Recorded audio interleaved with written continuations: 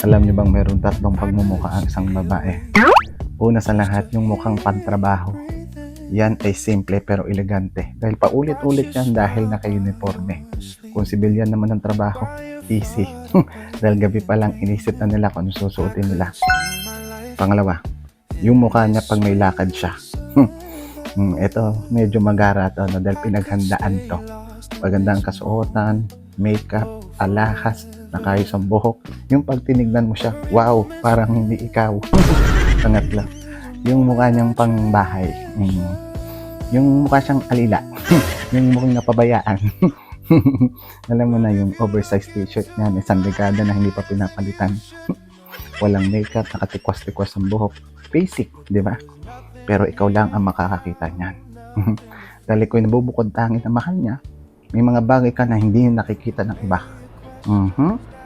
Bukod sa itsura niyang yan, makikita mo din yung ugali niya na ikaw lang ang makakakita. Alam mo kung ano yan? Yung talagang highest form ng pagiging maldita niya.